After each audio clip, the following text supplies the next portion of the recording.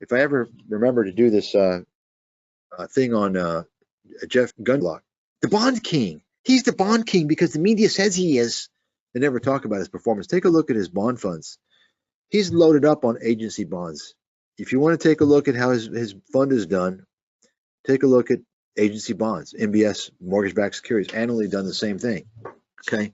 Here's the point. The point is that there's times to be in these types of things and times to be out of them. Well, he runs a fund. You're fucked. If you're in that fund, you're fucked. People have gotten decimated. He should know better. You understand? But no one criticizes him on that. And in fact, I mentioned a couple of years ago, you don't want to be buying mortgage-backed securities because of quantitative tightening. I said it over and over again. You all know this, right? I mean, think about this for a second. Do you think that he's going to say that? Of course not, because it's going to reduce his money. This is where you should never buy mutual funds from a company that doesn't have financial advisors. And this is the criticism I have for Peter Schiff, one of hundreds of criticisms, of course, from that fucking clown. He's running a brokerage firm with financial advisors. Those financial advisors should be telling their clients, hey, you shouldn't be in this mutual fund. It's not a good time. If they had a fucking clue, by the way. How these guys try and weasel out of their failures is they'll say, oh, well, we're beating the index. And I've mentioned before, this whole MSCI benchmarking is a fucking scam. It's complete bullshit. Okay? Nobody gives a fuck, ultimately, at the end of the day, how you did versus how your fund did versus the index. If your fund is down 50% and the index is down 55%, I don't care. Why the fuck did you put me in that fund? Right? You all understand what I'm saying? You never hear that, by the way. MSCI is a fucking scam. It's created as a part of the scam financial industry, benchmarking of bullshit.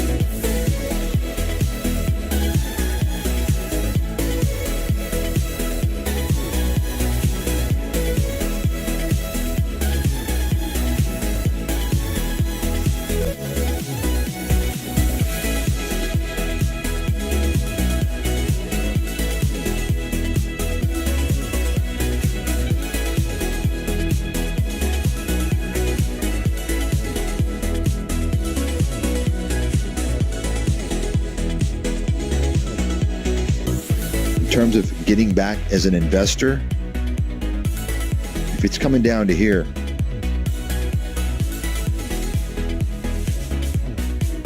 almost irrespective of what's going on, I have to believe, if I have to make a call in advance, and of course I can change depending on what happens, but I have to believe this is where you want to start doing that 18, 17, around there.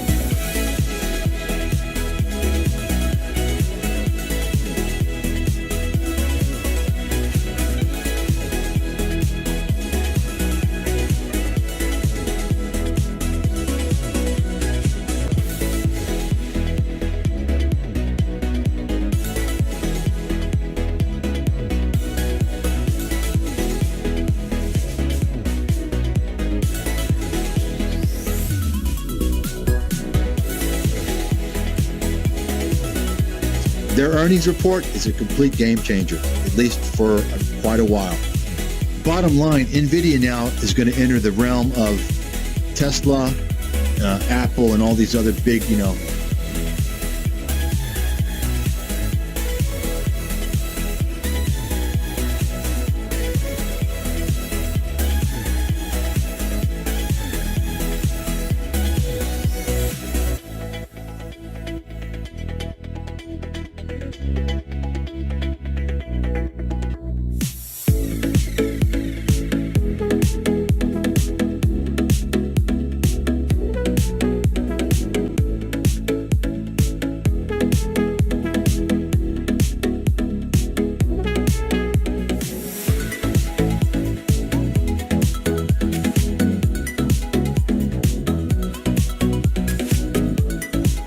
I mean, listen, NVIDIA can come down to 150, come down to $100. If you don't think it's possible, then you don't understand how the market works.